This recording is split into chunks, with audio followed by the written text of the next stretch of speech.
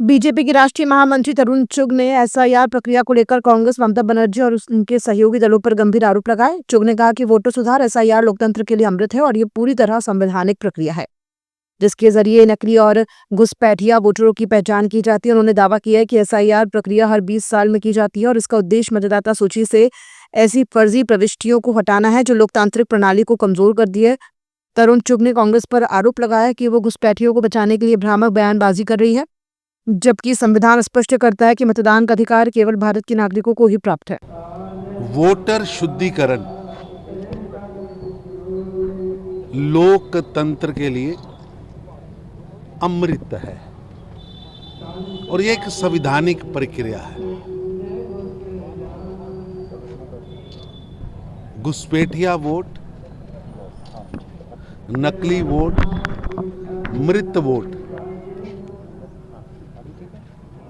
ये लोकतंत्र को खोखला कर रहा है।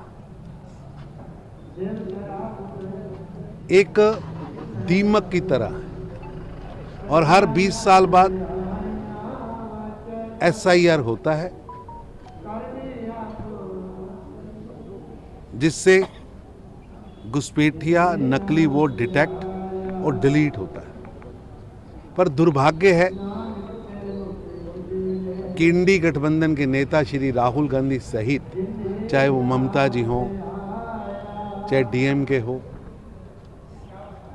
लगातार घुसपैठियों को बचाने के लिए यात्राएं कर रहे हैं, बयान दे रहे हैं, उनको बचाने का प्रयास किया जा रहा है। भारत का संविधान भारत के नागरिक को मतदाता का अधिकार देता है। जो भारत का नागरिक नहीं है वो भारत के भावी नेतृत्व के चुनाव में कैसे पार्टिसिपेट कर सकता है? बिना लॉजिक, बिना किसी प्रमाण के राहुल गांधी सहित ये नेता घुसपैठियों को बचाने के लिए गैर संवैधानिक, गैर लोकतांत्रिक तरीके अपनाने की बात कर रहे हैं। ये दुर्भाग्यपूर्ण है। शुद्धिकरण की हुई वोटर लिस्टें भारत के लोकतंत्र को मजबूत करेंगी और सभी पॉलिटिकल पार्टीज को इसमें शामिल होना चाहिए। सर, इसी से जुड़े सवाल है। सचिन पायलट के दौरे पर प्रतिक्रिया देते हुए बीजेपी के राष्ट्रीय महामंत्री तरुण चुग ने कांग्रेस पर चुनाव आयोग को बदनाम करने का आरोप लगाया। चुग ने कहा कि कांग्रेस ने स्वयं BLA 1 और BLA 2 की सूची जमा की है, जो उसका संवैधानिक अधिकार है, लेकिन इसके बावजूद वो एसआईआर प्रक्रिया पर सवाल उठाकर चुनाव आयोग की विश्वसनीयता पर अटैक कर रही है। उन्होंने कहा कि कांग्रेस जब बिहार में जीतती है तो चुनाव आयोग उन्हें सही लगता है, लेकिन अन्य राज्यों में हारते ही वही आयोग गलत ठहराया जाने लगता है। चुग के अनुसार बिहार की जनता ने कांग्रेस को उसके झूठ और भ्रामक प्रचार के लिए जवाब दिया है। अंत में उन्होंने दोहराया कि मतदान का अधिकार केवल भारत के नागरिकों को है, बाहरी लोगों को नहीं, और एसआईआर इसी दिशा में एक आवश्यक और पारदर्शी प्रक्रिया है। ऐसा है कि सभी कांग्रेस पार्टी ने भी चुनाव आयोग में BLA 1 और BLA 2 की सूची दी है। ये उनका संवैधानिक राइट है लोकतांत्रिक प्रणाली में शामिल होना। लेकिन एक तरफ तो आप BLA 1 दे रहे हो, BLA 2 दे रहे हो, फील्ड में काम कर रहे हो, और वहीं दूसरी तरफ जो चुनाव प्रणाली हमें सत्ता में लाती है, हमें सेवा का मौका देती है, आप उसे बदनाम ही कर रहे हो। अगर आपके गठबंधन की सरकार झारखंड में जीत जाए तो ये चुनाव आयोग ठीक, बंगाल में जीत रही है तो ठीक, तमिलनाडु में जीत रहे हैं तो ठीक, हिमाचल में जीत रहे हैं तो ठीक, कर्नाटका में जीत रहे हैं तो ठीक, और बाकी जनता आपको हरा दे तो चुनाव आयोग खराब। लगातार और बिहार की जनता ने राहुल गांधी सहित इंडी गठबंधन के नेताओं को ऐसे भ्रमक प्रचार के लिए, झूठ के लिए, घुसपैठियों की सपोर्ट के लिए कठोर सजा दी है। जहां जहां ये प्रदर्शन करेंगे देश की जनता घुसपैठियों के रक्षकों को कठोर सजा देगी। मतदान का अधिकार भारत के नागरिकों को है, किसी विदेशी को भारत के नेतृत्व चुनने का अधिकार नहीं दिया जा सकता। छत्तीसगढ़ में चल रही एसआईआर प्रक्रिया के दौरान अनियमितताओं की शिकायतें सामने आ रही हैं। इसी क्रम में मंगलवार को रायपुर के पूर्व महापौर एजाज ढेबर निर्वाचन आयोग पहुंचे। उन्होंने मशहूर शायर जफर रौफी के परिवार के नाम मतदाता सूची से हटाए जाने पर आपत्ति दर्ज कराई और तत्काल सुधार की मांग की। जफर रौफी के बेटे नदीम रौफी ने अपने सभी दस्तावेज निर्वाचन अधिकारी को सौंपे, जिसके बाद अधिकारियों ने मौके पर जांच के निर्देश दिए और नाम जल्द जोड़ने का आश्वासन दिया। ढेबर ने बताया कि उनके वार्ड के करीब 25 पात्र मतदाताओं के नाम भी एसआईआर प्रक्रिया के दौरान गायब पाए गए हैं, जबकि उनके दस्तावेज और 2003 की मतदाता सूची में प्रविष्टियां मौजूद हैं। उन्होंने बीएलओ स्तर पर सहयोग की कमी को समस्या की मुख्य वजह बताया और सुझाव दिया कि जनप्रतिनिधियों और पार्षदों को प्रक्रिया में शामिल किया जाए ताकि एसआईआर अधिक पारदर्शी और त्रुटि रहित हो सके। हमारे वार्ड में मेरे 2 वार्ड जो आते हैं, वहाँ गंभीर समस्या हम लोग को, जब हम लोग मैदान पे उतरे और जब हमने कैंप लगाया तो ऐसे लोग जो लोग पिछले 50 साल से वहाँ पर रह रहे हैं, जिन लोग ने 2003 में नदीम रौफी जी की फैमिली है, जफर रौफी जी जो बहुत बड़े शायर भी रहे हैं, उनकी फैमिली के पूरे लोगों के नाम 10 के लोगों के नाम जो 2003 में जिन्होंने वोटिंग दी है, जिनका वोटिंग लिस्ट में नाम था, उनके पूरे परिवार के नाम को उड़ा दिया गया है। टोटल ऐसी आजू बाजू मिला के कम से कम 35 लोगों के नाम को उड़ा दिया गया है, 35 लोगों के नाम को लुप्त कर दिया गया है। आज जब हम लोग यहाँ पर आए, माननीय यशवंत कुमार जी के पास, मुख्य निर्वाचन अधिकारी जी के पास जब हम लोग आए, जब उनसे हमारी चर्चा हुई तो वो बोले हो नहीं सकता। तो फिर आदरणीय नदीम रौफी जी ने पूरा प्रमाण सहित उनको बताया कि देखिए सर, ये मेरा वोटर लिस्ट है। 2003 में आदरणीय गजराज पकारिया जी और ब्रिजमोहन जी चुनाव लड़े थे। ये मैंने वोटिंग की थी। उन्होंने अपनी माता जी का, अपने पिताजी का, उनके ब्रदर लोगों का, सबका उन्होंने बताया। तब फिर उनको ऐसा लगा कि हाँ, कहीं ना कहीं कोई त्रुटि है। तब हमने बताया कि ऐसे सिर्फ 8 लोग नहीं, ऐसे 25 लोगों के नाम पूरे तरीके से गोल है, सपाट है। तो फिर अभी उन्होंने कहा कि नहीं, आप नीचे आप लोग जाएं, आप लोग इसको पूरा वेरीफाई करो। और उन्होंने 2 अधिकारियों को ये कहा है कि जब इनके पास 2003 में जब इनका नाम था, इन्होंने चुनाव वोट दिया था, तो इनका नाम को आपको जोड़ना है। ये माननीय मुख्य निर्वाचन जो उन्होंने हमको कहा है। और मुझे लगता है कि अभी जब हम लोग आए हैं तो लगता है कि इनका नाम, जो 25 लोगों का नाम कटा था, वो 25 लोगों का नाम जुड़ जाएगा।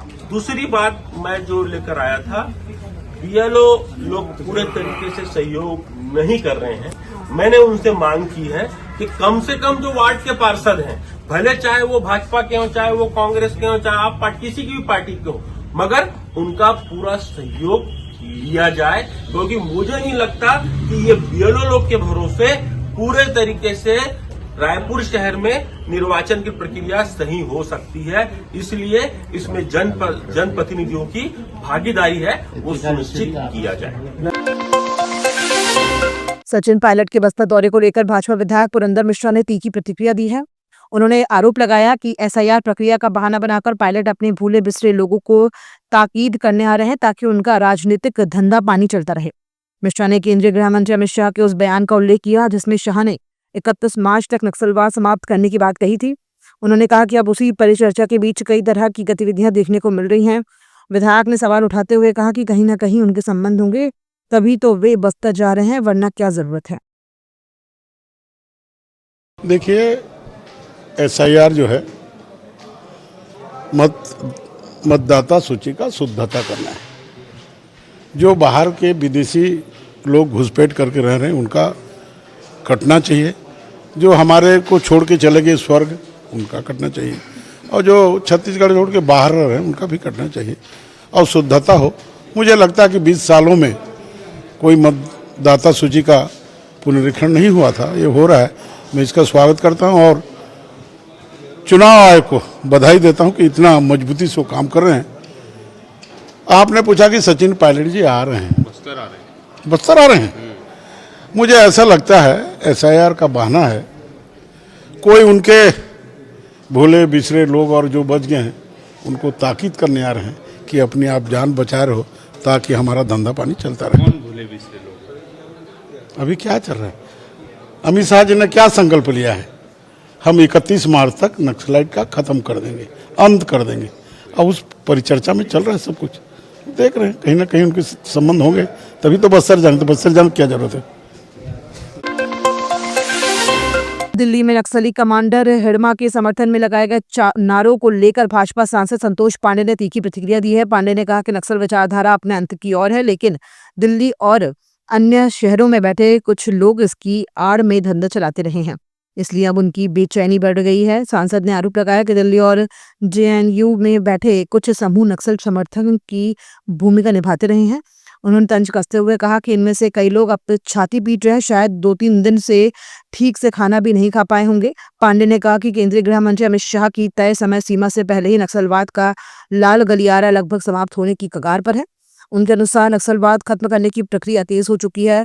फॉरेन फंडिंग, सप्लाई लाइन और नेटवर्क लगभग बंद कर दिए गए हैं, इसलिए आगे ये पूरी तरह से खत्म हो जाएगा। उन्होंने कहा कि कार्रवाई पहले भी जारी थी, आज भी जारी है और भविष्य में भी जारी रहेगी।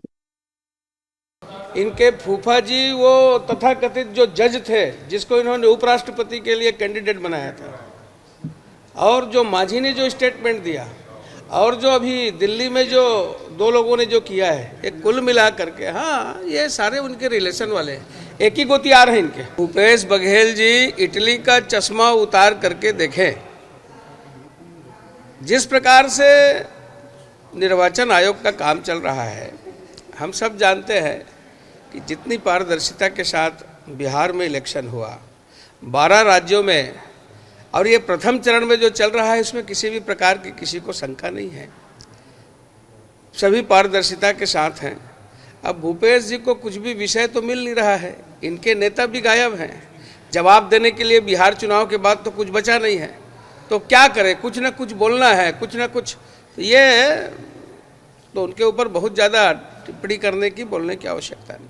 एक ही लाइन की बात है, हम सब इस देश के नागरिक हैं, ये नागरिक कर्तव्य की बात है, और हम सबको उस कर्तव्य का पालन करना चाहिए कि हमारा नाम फिर से SIR हो रहा है वो जुड़े, और जिनका नाम यदि कोई मुंबई में, कोई दिल्ली में, या कोई बाहर रहता है या इस दुनिया से चले गए, उनका नाम कटना चाहिए, और ये सब चाहते हैं।